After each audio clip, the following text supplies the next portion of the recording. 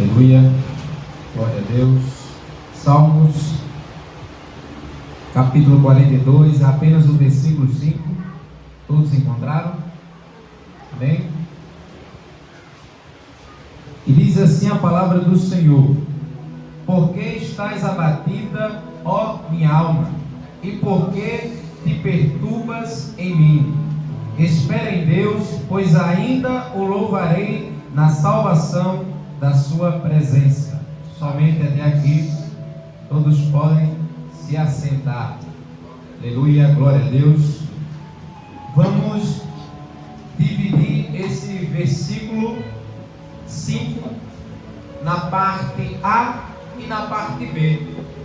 A parte A diz o seguinte: Por que estás abatida, ó minha alma, e por que te perturbas em mim? Amém?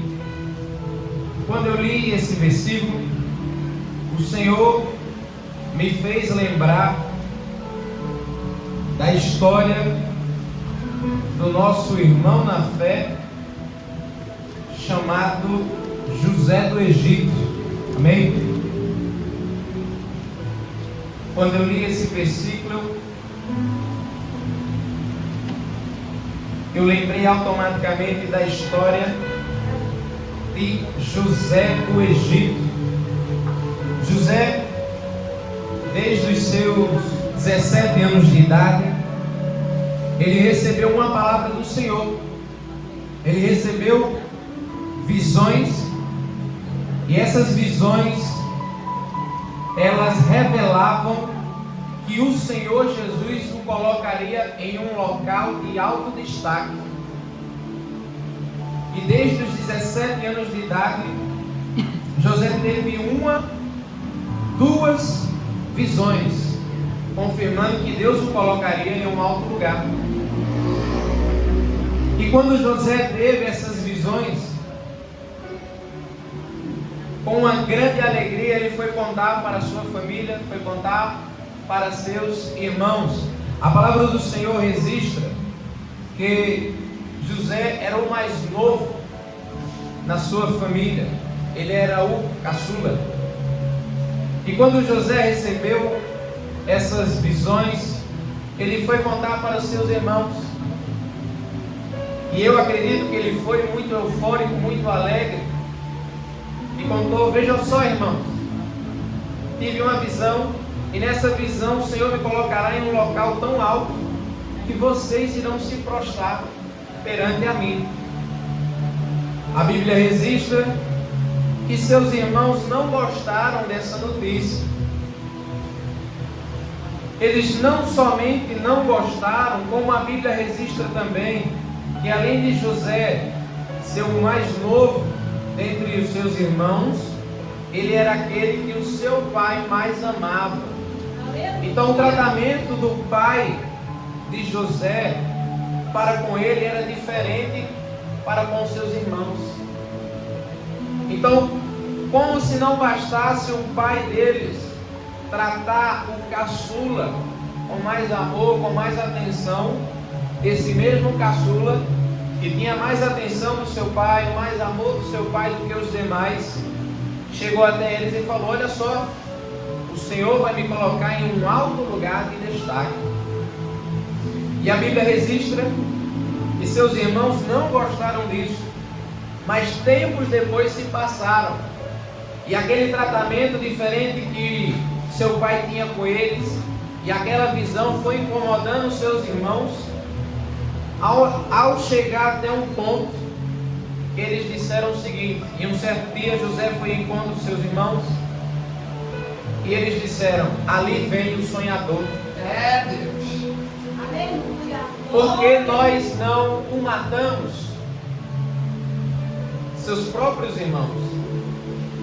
E aí eles começaram a planejar como iriam matar José. Até quando José chegou a uma distância curta o suficiente, um dos irmãos disse o seguinte: Não vamos matar ele para que a gente não venha sujar nossas mãos. Vamos jogar ele nesta cova e depois a gente vê o que faz. Aleluia. E então José se aproxima Aquela distância que antes era pequena, agora se tornou curta, e de repente José é surpreendido pelos seus irmãos e é jogado à cova. E ali, creio eu, que talvez naquele momento o inimigo tenha lembrado José o seguinte: ué, o Senhor não disse que te colocaria em um lugar de alto destaque? Por que você foi então traído pelos seus irmãos e jogado à cova? Eu acredito fortemente que o inimigo tenha feito esse tipo de questionamento para ele. Não eu só acredito, como eu também acredito que seus irmãos talvez tenham zombado dele. Afinal de contas, seus irmãos tinham inveja. E a Bíblia registra que, tempo depois, seus irmãos começaram a conversar entre si para saber o que iriam fazer com José. Afinal de contas, não podiam deixar ele lá naquela cova. E eles também não queriam matá-lo. Então eles veem ao longe uma caravana passando, uma caravana que estava indo diante ao Egito. E ali um dos seus irmãos diz: por que nós não vendemos ele como escravo? Glória a Deus. Pegamos a sua túnica, túnica esta que nosso pai deu somente para ele. Túnica esta que é uma das mais chamativas e uma das mais bonitas. Vamos vender ele como escravo, pegar essa túnica, vamos manchar ela de sangue e dizer que uma besta fera o matou. E assim seus irmãos entraram num consenso, e acredito eu que talvez eles tenham jogado uma corda para puxar José. E talvez naquele momento José tenha pensado: meus irmãos perceberam o tamanho do problema que eles criaram, e agora sim eu serei exaltado sobre eles. Glória a Deus. Talvez nesse momento José tenha lembrado da promessa. E talvez na visão dele ele tenha pensado: agora sim, a promessa que eu recebi do Senhor, ela irá se concretizar. Aleluia. Mas as coisas, elas não são como a gente pensa. Acredito que quando José chegou em cima, não só ele estava surpreso de ser traído pelos seus irmãos e ser jogado à cova, como também ele ficou surpreso ao saber que ele estava sendo vendido como escravo. E é assim na minha e na sua vida. Talvez aqui esta noite alguém tenha uma promessa do Senhor. Em alguns momentos da sua vida você tenha pensado: agora sim aquela promessa vai se cumprir. Mas as coisas não são como a gente pensa. E eu acredito que enquanto José estava sendo carregado como escravo, ele lembrou da promessa que o Senhor fez para ele. E eu acredito que o inimigo ficava constantemente questionando: onde está teu Deus, que disse que colocaria você em um local de alto destaque, e você está aqui no deserto como escravo? Eu acredito fortemente que o inimigo foi, durante todo o trajeto, questionando ele. E é assim na minha e na sua vida. O inimigo nos pega em situações que ele nos confronta. Onde está teu Deus, que disse que você não passaria por isso, que disse que você sairia dessa situação? Onde está teu Deus que lhe fez aquela promessa? E a história continua e diz que quando José chega no Egito, ele é comprado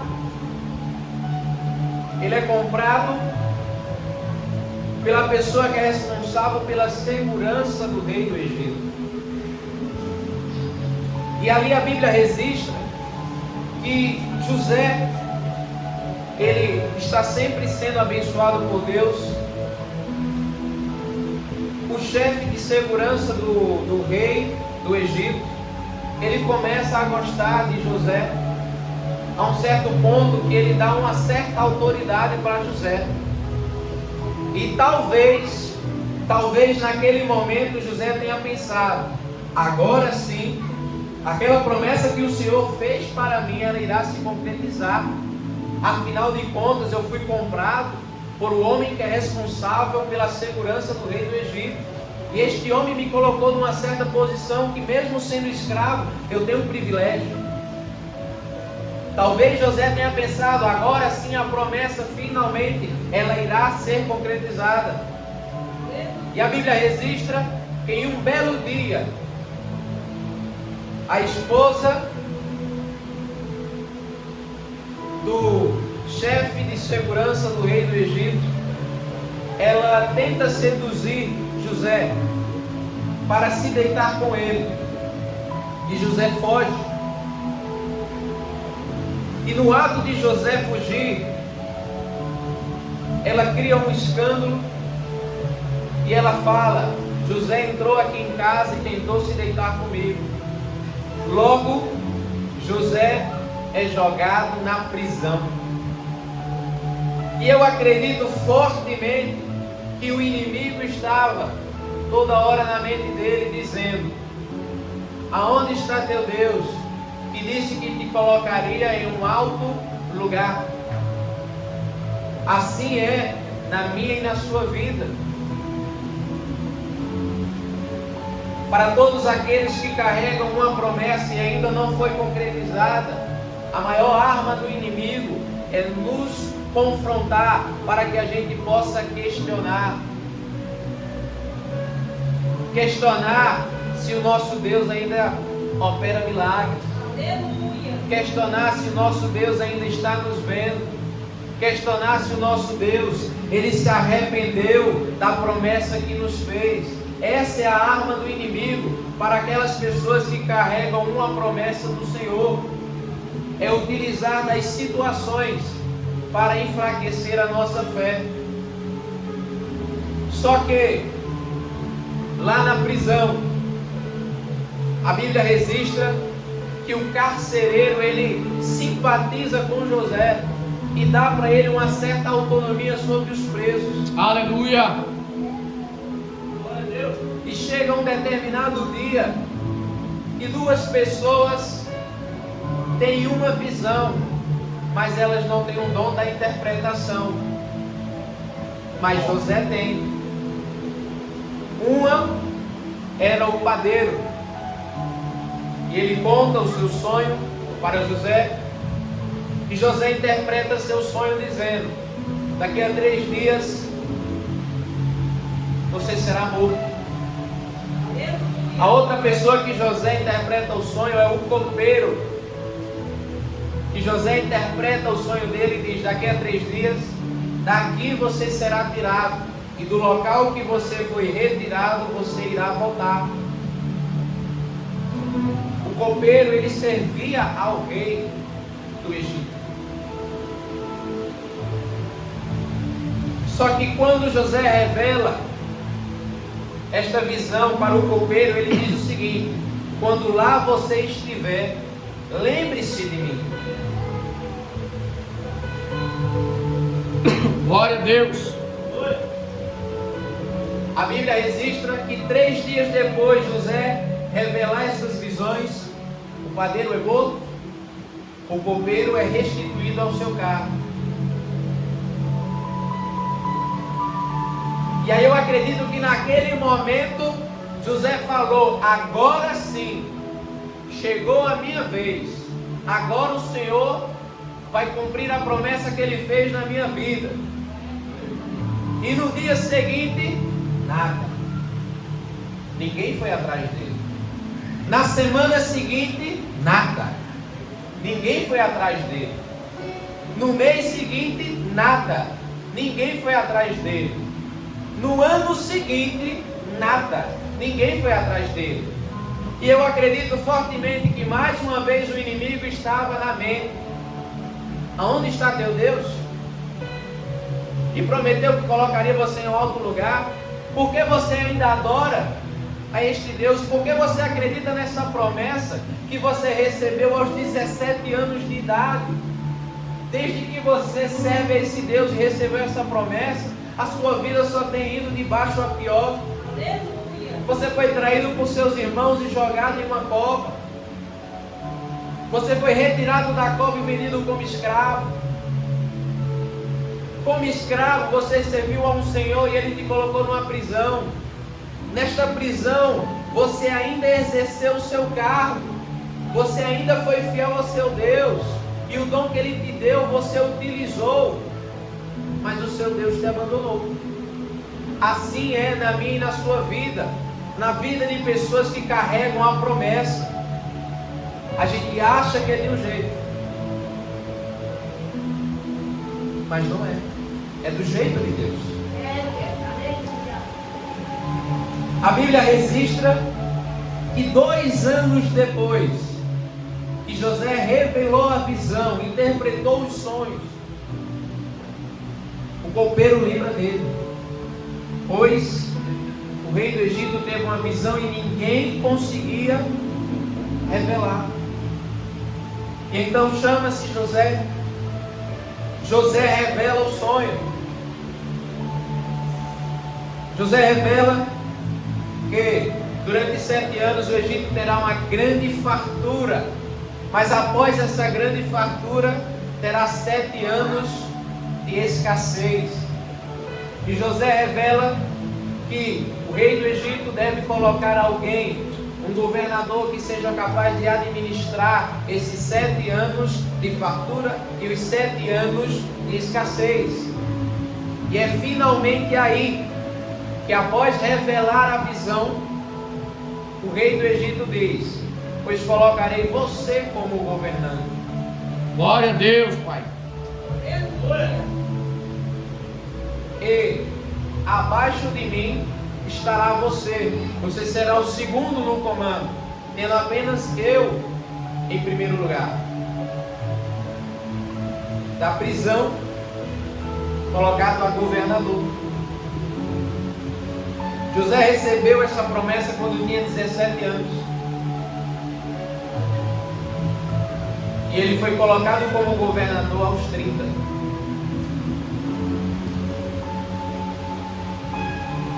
Mais de uma década esperando e sendo provado. Aleluia! E aí vem aquele seguinte questionamento: o que é que significa essa história de José? Eu acredito que durante todo o trajeto entre a entrega da promessa e a realização dela, José passou vários momentos de questionamento. E é aqui que a gente entra na palavra: porque está abatida, ó minha alma, e porque te perturbas em mim. Glória a Deus. Talvez tenha alguém aqui esta noite que tenha recebido uma promessa e esta promessa ainda não se concretizou. Pelo contrário, provas estão vindo. A situação diz que não vai acontecer. Mas eu imagino, durante esses 13 anos que José passou durante esta prova, eu creio que diante dos questionamentos, Jesus olhava para ele lá e falava: por que você questiona se o teu futuro será como um governador? Talvez alguém aqui esta noite tenha recebido a promessa que o Senhor irá te exaltar, e talvez você esteja passando por uma situação de aflição, e eu acredito fortemente que o Senhor está dizendo: por que você questiona se o seu futuro eu vou te colocar lá em cima? Glória a Deus, Pai. Assim foi na vida de José. Eu acredito que durante as noites que ele se pegava questionando, eu acredito fortemente que o Senhor falava: por que você questiona? Você não tem ideia do local que eu vou te colocar. Olha o mistério aí. Durante as várias fases que José passou, creio eu que ele imaginou: agora sim, serei exaltado sobre os meus irmãos, serei exaltado entre os escravos. Glória a Deus! Mas o Senhor falava: eu tenho um lugar muito melhor para você. E para quem tem uma promessa do Senhor, uma promessa de exaltação, e ela ainda não foi concretizada, aqui diz a palavra de Deus: porque está abatida, ó minha alma, e porque te perturbas em mim. Talvez essa noite você esteja aqui dizendo: a minha situação é diferente da situação de José. Então vamos falar da mulher do fluxo de sangue. Talvez aqui esta noite você esteja em busca de uma cura. Talvez você já tenha tentado de tudo, tentado vários procedimentos, tentado vários médicos diferentes, tentado de tudo, buscado, corrido, e a sua cura ainda não veio. A mulher do fluxo de sangue, a Bíblia relata que durante 12 anos ela correu, ela buscou, ela gastou todo o seu dinheiro correndo atrás de algo que somente o Senhor Jesus podia oferecer.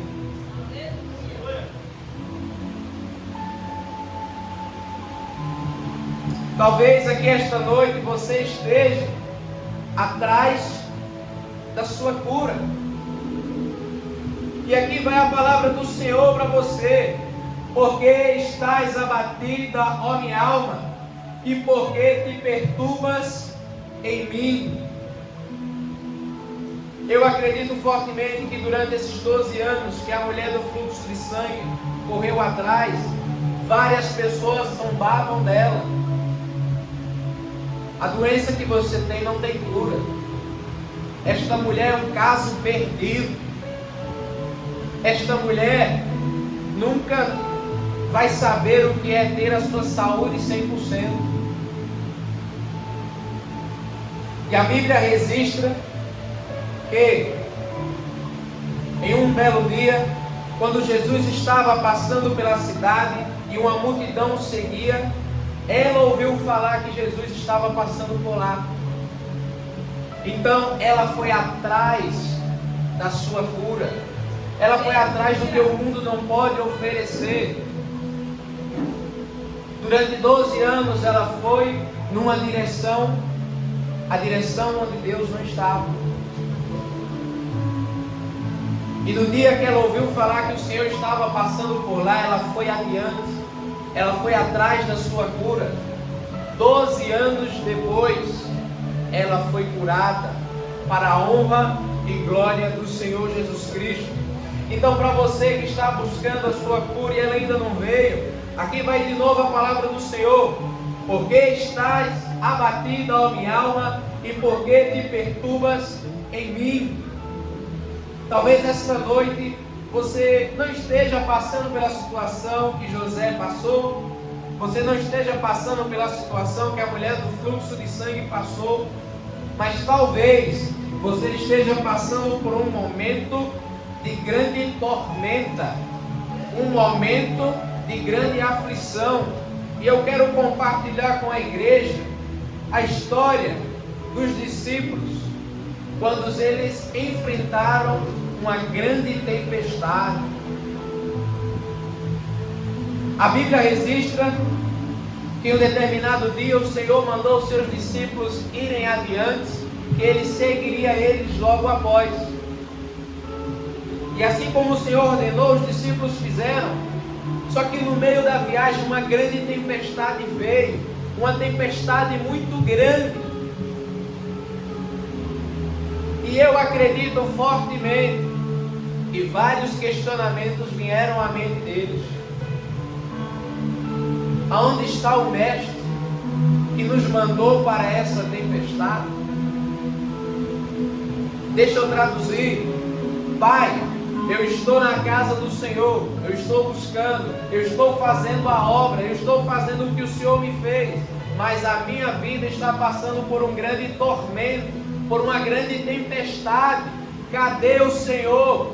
Cadê o meu Deus? Cadê o meu Mestre? Assim eu creio que estavam os discípulos. E eu acredito que quanto mais o Senhor se aproximava deles, mais forte ficava a tempestade. Porque o inimigo sabia que quando Jesus chegasse, a tempestade ia cessar. Então, para você essa noite que está passando por uma grande tempestade, uma grande tormenta, uma grande aflição, aqui diz a palavra do Senhor: porque estás abatido, ó minha alma, e porque te perturbas em mim. Assim como o Senhor foi de encontro aos discípulos em meio à tempestade, assim o Senhor também está indo diante de você. E acredite, quanto mais forte tiver a tempestade, é porque mais próximo o Mestre está de chegar. Mais próximo você está de ouvir: aquieta. Mais próximo você está de ver um novo horizonte. Talvez você aqui esta noite esteja passando por um momento de provisão. Pai, eu estou trabalhando, eu estou buscando, mas eu estou necessitado. Em casa está faltando. E eu quero lembrar para vocês a história da pescaria. Os discípulos foram pescar, passaram a noite pescando e voltaram sem nada. Veja bem, a gente não está falando de pessoas iniciantes. Eles eram profissionais. Eles sabiam o local e a hora que deviam pescar. Eles sabiam as técnicas, eles sabiam tudo o que precisavam para voltar para casa com o mantimento. E eles fizeram tudo conforme a experiência e a habilidade deles permitia. Mas mesmo assim, eles passaram a noite e não pescaram nada.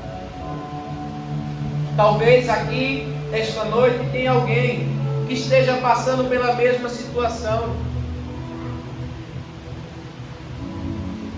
E a Bíblia registra que quando a noite passa, o Senhor vem e diz: vai e joga a rede. E eu acredito que naquele momento questionamentos começaram a vir. Nós passamos a noite pescando. A gente estava no lugar certo, na hora certa, com os equipamentos certos. O Senhor está mandando ir no horário errado. Estamos cansados. E eu acredito que durante o trajeto vários questionamentos vieram. Eu acredito também que quando eles chegaram no local certo e jogaram a rede, eu acredito que não tenha vindo de imediato. E mais uma vez os questionamentos vieram. Talvez o seu Deus, Ele não opere mais milagres. Talvez dessa vez, nessa situação, Ele não irá prover. Mas a Bíblia registra que a provisão foi tão grande que tiveram que chamar um outro barco, porque se colocassem tudo em um só, iria afundar. Aleluia. Talvez você aqui esta noite esteja precisando de uma provisão. E aqui vai a palavra do Senhor: porque estás abatido, ó minha alma, e porque te perturbas em mim. A palavra do Senhor diz que Deus não é homem para que minta, nem filho do homem para que se arrependa. A palavra do Senhor diz que jamais um justo passará fome.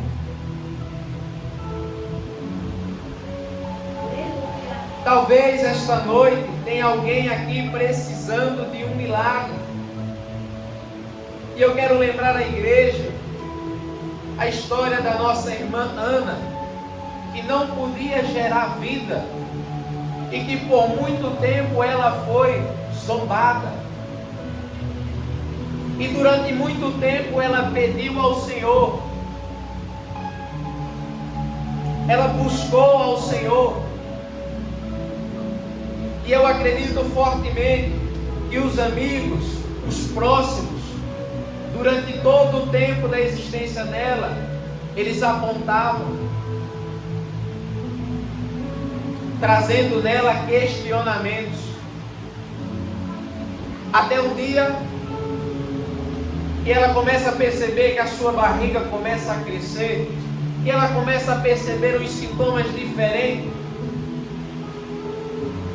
e ali ela começa a lembrar das várias noites e madrugadas que ela orou ao Senhor pedindo esta bênção.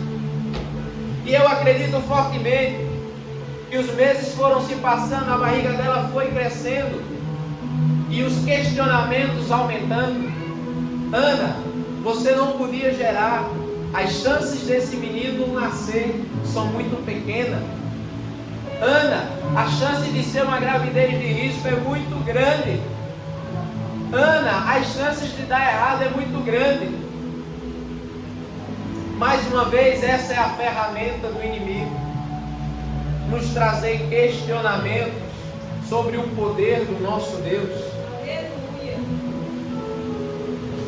E aqui eu quero entrar na parte B do versículo 5, que diz assim: espera em Deus, pois ainda o louvarei na salvação da sua presença.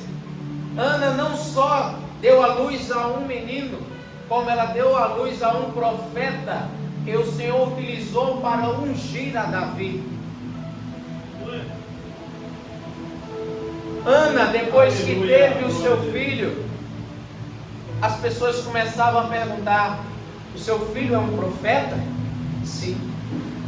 Dei à luz, não a um menino, mas a um profeta.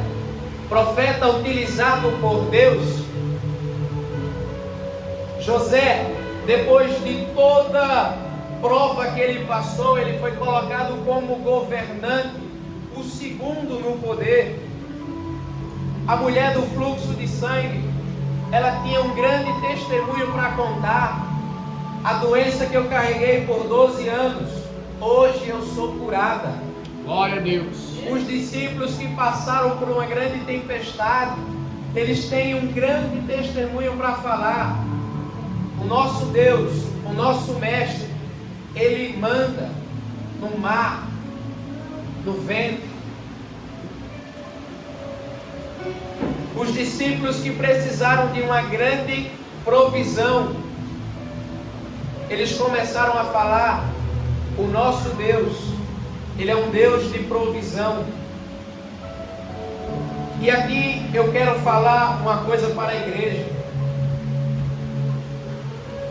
Por que questiona? Porque diante das situações a gente sempre vem a questionar se nós sabemos que Jesus quer o melhor para mim e para a sua vida. Se nós sabemos que Ele não é homem para que minta, nem filho do homem para que se arrependa. Se nós sabemos que somos filhos dele, por que questionamos? Imagina Jesus olhando para mim e para você em momentos de questionamento, e Ele lembrando: por que meu servo, meu filho, questiona, se daqui a pouco, se lá na frente eu vou colocar ele em um outro lugar?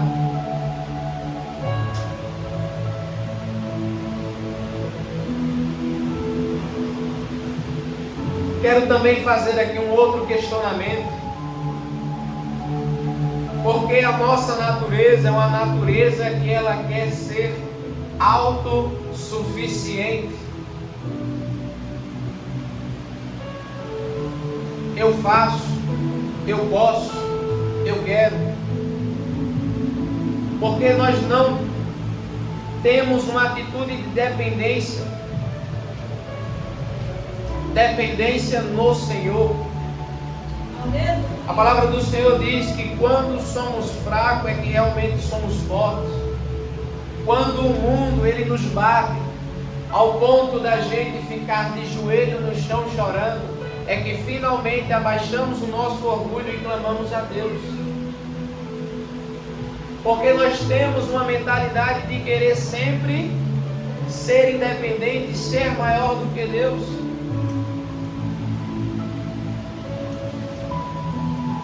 Em meio ao medo, não existe fé. O Senhor Jesus Cristo, o Deus a qual a gente serve, Ele é um Deus do impossível. Para haver um milagre, a situação ela precisa ser impossível para as nossas mãos. Para haver um milagre, a situação ela precisa ser impossível. E eu quero dizer uma coisa: não existe testemunho sem a presença de Deus. O nome do Senhor Deus não seria glorificado na vida de José se Deus não estivesse com ele. O nome de Deus não será glorificado na minha e na sua vida se Deus não estiver nela. Milagres só vão acontecer na minha e na sua vida se a situação for impossível para mim e para você.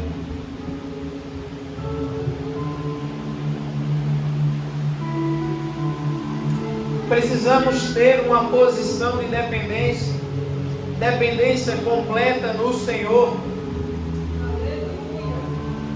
Sabe por quê? O Senhor Jesus, quando estava aqui na terra, Ele disse: no mundo tereis aflição. Se no mundo nós teremos aflição, devemos tirar da nossa mente a ilusão de que existirá um tempo de paz, um tempo onde tudo estará fluindo. Este tempo não está reservado aqui na terra, está reservado no céu.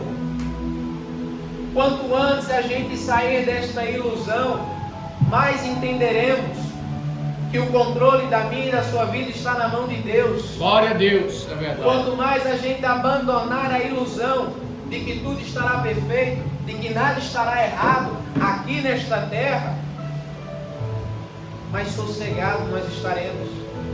A palavra do Senhor diz: no mundo tereis aflição. E a palavra do Senhor diz que Deus não é homem para que minta, nem filho do homem para que se arrependa. Se não tivermos aflições, se não passarmos por situações como essas, significa que Deus estava mentindo. E aí, talvez vocês estejam se perguntando: que tipo de palavra é essa? Vim para a igreja e estou saindo sabendo que no mundo terei aflição, que minha vida será cheia de aflições. A palavra que eu tenho para dizer para você esta noite é: por que estás abatido, a minha alma, e por que te perturbas em mim? Espere em Deus, pois ainda o louvarei na salvação da sua presença. Se Deus é na minha e na sua vida, as aflições virão e a gente passará por ela com a nossa fé e a visão em Cristo Jesus. Porque sabemos que na hora certa, no momento certo, o socorro virá. Amém? Até aqui o Senhor me guiou. Até aqui o Senhor tocou a palavra no meu coração.